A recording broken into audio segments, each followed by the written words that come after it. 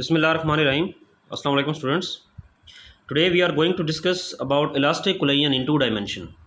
First year में आप लोग डिस्कस कर चुके हैं इस चीज़ को, इलास्टिक कोलिजन इन 1 डायमेंशन और इलास्टिक कोलिजन इन 2 डायमेंशन में हमारे पास क्या था। इलास्टिक कोलिजन इन 1 डायमेंशन में ये था कि हमारे पास 2 बॉल्स थीं और एक बॉल हमारे पास रेस्ट में थी, दूसरी बॉल जब उससे आके पीछे से कोलाइड करती थी, टकराती थी, तो वो दोनों एक ही सिमत में मूव करती थी। वो था elastic collision in 1 dimension. And now we are going to discuss about elastic collision in 2 dimension. हमारे पास एक मैस m1 है जो u1 वेलोसिटी के साथ मूव कर रहा है। इस डायग्राम पे आप बहुत ज़्यादा फोकस करें। डायग्राम आपको क्लियर हो गई तो आर्टिकल में कुछ भी नहीं पड़ा। मैस m1 है हमारे पास जो u1 वेलोसिटी के साथ मूव कर रहा है। मैस m2 जो है वो किस में है? At rest. ठीक, मैस m1 u1 वेलोसिटी के साथ मूव करते करते जब इससे आके कोलाइड हुआ तो मैस m1 जो है वो θ1 एंगल बनाते हुए ऊपर चला गया। ये देखें मैस m1। और जो मैस m2 है वो θ2 एंगल बनाते हुए नीचे आ गया। तो देखें इस मरतबा 2 सिमत में बॉल हमारी चली गई, इसलिए इसे कहा गया है 2D 2 डायमेंशन। अब स्टूडेंट्स ज़रा देखिएगा कि इसी चीज़ को अगर मैं यहाँ ड्रा करते करते ऊपर ले जाऊँ, टकराने के बाद जो हमारे मैस 1 की जो पहले हमारे पास वेलोसिटी थी वो u1 थी। आफ्टर कोलिजन मैस m1 जो था उसकी वेलोसिटी क्या बन गई? v1 बन गई। तो आप जानते हैं कि ये जैसे कि एंगल θ1 है तो ये एंगल भी कितना होगा? θ1 होगा।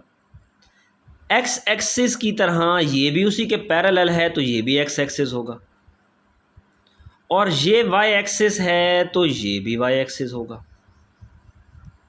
अब स्टूडेंट्स देखिएगा कि आप जानते हैं कि हॉरिजॉन्टल कंपोनेंट हमारे पास cos थीटा होता है, वर्टिकल कंपोनेंट हमारे पास sin थीटा होता है। जब हॉरिजॉन्टल कंपोनेंट हमारे पास cos थीटा होता है और वर्टिकल कंपोनेंट हमारे पास sin थीटा होता है तो ये हमारे पास क्या बन जाएगा? वेलोसिटी को इससे मल्टीप्लाई करें तो v1 cos θ1 और v1 sin θ1। ये हमारे पास m1 मैस के कंपोनेंट्स आ गए। अब स्टूडेंट देखिएगा नीचे, मैस m2 हमारे पास ये नीचे आ गया v2 वेलोसिटी के साथ। पहले क्या था? रेस्ट में था। m2 के पास कोई वेलोसिटी नहीं थी, रेस्ट में था टकराने से पहले। But after collision its velocity become कितनी? v2। तो मैस m2 हमारे पास वेलोसिटी उसकी बन गई कितनी? हमारे पास v2। तो ये देखें x एक्सिस के पैरेलल ये हमारे पास है तो ये कितना हुआ? ये भी cos थीटा होगा, लेकिन cos θ2, और वेलोसिटी को साथ मल्टीप्लाई करें जैसे ऊपर कराया वैसे नीचे, तो v2 cos θ2। तो ये परपेंडिकुलर हमारे पास ये भी कितना? v2 sin θ2। अब स्टूडेंट ज़रा गौर कीजिएगा, resolve the rectangular component of the momentum of first body after collision. After collision तो हमने उसका resolve the rectangular component of momentum. सबसे पहले मोमेंटम पे गौर करें। मोमेंटम हमारे पास क्या होता है? मोमेंटम का फार्मूला आप लोग 9th में पढ़ चुके हैं कि product of mass and velocity होता है। मैस और वेलोसिटी को मल्टीप्लाई करवा दिया जाए तो उससे जो हमें चीज़ अटेन होती है वो क्या होता है जी? मोमेंटम होता है। तो हम करा रहे हैं आफ्टर कोलिजन फर्स्ट बॉडी का। तो ज़रा बताइएगा, रिजॉल्व करवाना है तो ज़रा इसको मैस से मल्टीप्लाई कराइएगा। m1 जब इससे मल्टीप्लाई होगा तो क्या बन जाएगा? m1 v1 cos θ1, और m1 जब इससे मल्टीप्लाई होगा तो क्या बन जाएगा? m1 v1 sin θ1। तो ये हमारे पास आ गया m1 v1 cos θ1 positive x axis, क्योंकि ये पॉजिटिव x होता है हमारे पास, इधर नेगेटिव x होता है, ऊपर पॉजिटिव y होता है और नीचे हमारे पास नेगेटिव y होता है। तो चूँकि ये पॉजिटिव x की साइड पे हैं तो इसलिए मैंने क्या कह दिया, ये क्या है? m1 v1 cos θ1, ये पॉजिटिव x एक्सिस की तरफ है। इसी तरह m1 v1 sin θ1 ये भी पॉजिटिव y की तरफ है। ऊपर आप देख सकते हैं ये भी पॉजिटिव y के पैरेलल नहीं है। ये आ गया m1 v1 sin θ1, ये आ गया। अब स्टूडेंट्स क्या करना है कि दूसरा हमारे पास कि resolve the rectangular component of momentum of second body after collision. तो सेकेंड बॉडी आफ्टर कोलिजन देख लें क्या बन जाएगा? m2 को इससे मल्टीप्लाई करें, फिर m2 को इससे मल्टीप्लाई करा दें।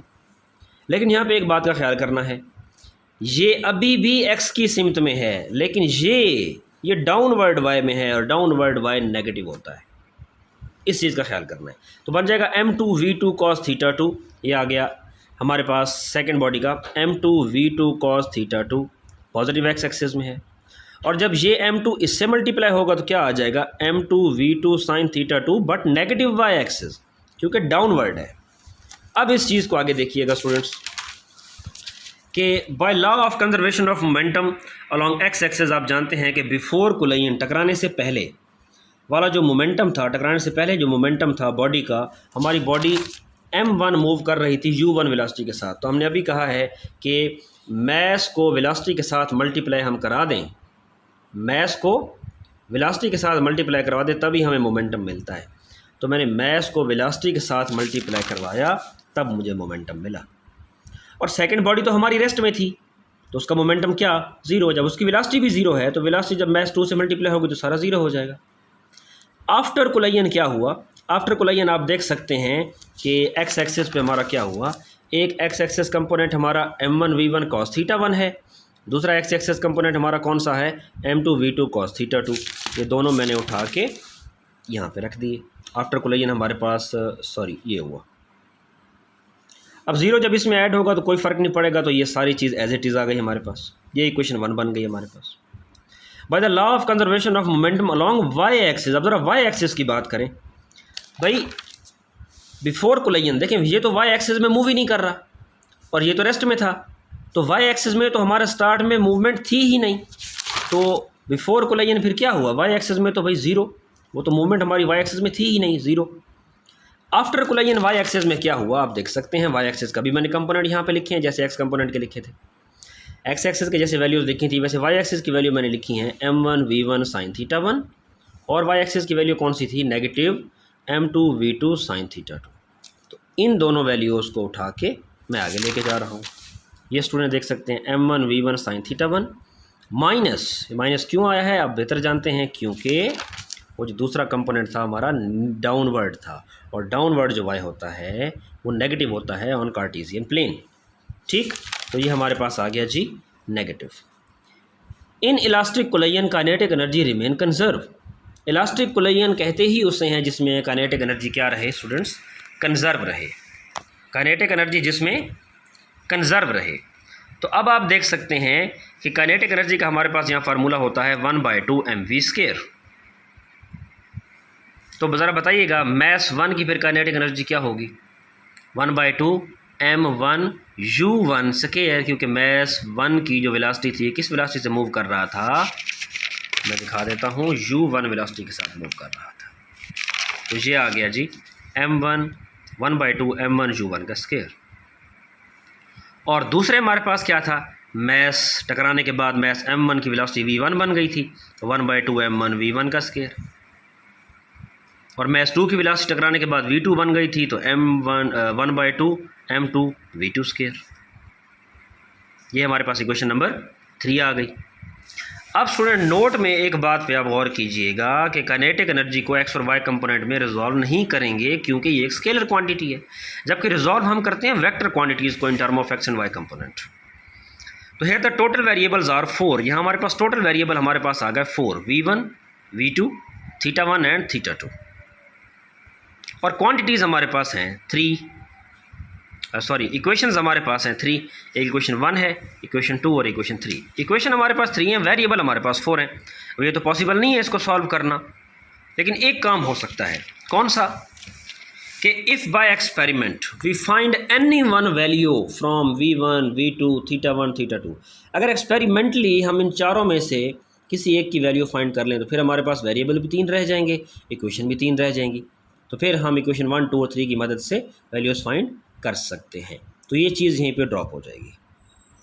स्पेशल केसेस पे आप ज़रा गौर कीजिएगा। स्पेशल केसेस हमारे पास कौन से होते हैं, व्हाट इज़ गिलांसिंग कोलिजन। भाई गिलांसिंग कोलिजन वो होता है जिसमें दो बॉडीज़ आपस में टकराएं और पहली बॉडी थीटा 1 एंगल बनाए 0, यानी वो वहीं रह जाए, ठीक है, उसी सिम्पल में मूव करती रहे, और सेकंड बॉडी थीटा 2 एंगल बनाए 90 डिग्री, यानी वो टकराने के बाद ऊपर चली जाए। पहली बॉडी जो आके टकराई है वो इस तरह मूव करे और दूसरी बॉडी टकरा कर ऊपर चली जाए। ठीक, तो ये हमारे पास होता है क्या जी, गिलांसिंग कोलिजन हम इसे कहते हैं।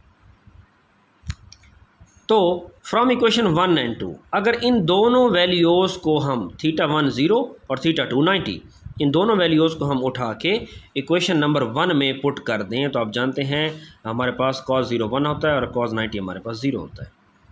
तो जब ये आप यहाँ पुट करेंगे तो आपको मिलेगा u1 = v1 और इन्हीं दो वैल्यूज़ को उठा के जब इक्वेशन 2 में आप पुट करेंगे यानी कि यहाँ पे तो आपको मिलेगा v2 = 0।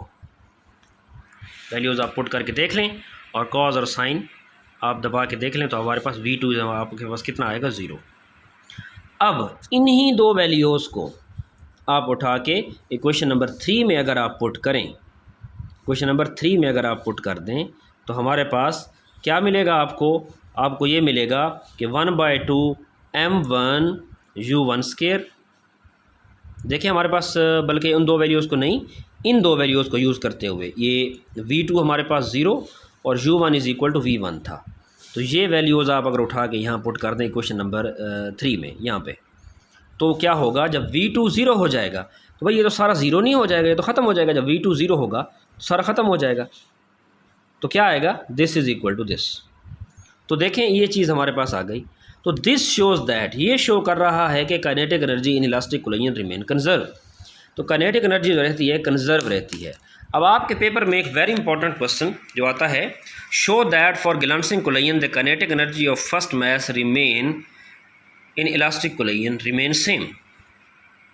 कि इलास्टिक कोलिजन आपका फर्स्ट मास का कंजर्व रहता है, कांस्टेंट रहता है, चेंज नहीं होता। तो भाई वाकई चेंज नहीं होता। अभी हमने देखा ग्लांसिंग कोलिजन में कि वो क्या रहते हैं, आपस में इक्वल रहते हैं। सो स्टूडेंट्स ये था हमारा आज का topic, elastic collision in 2 dimension.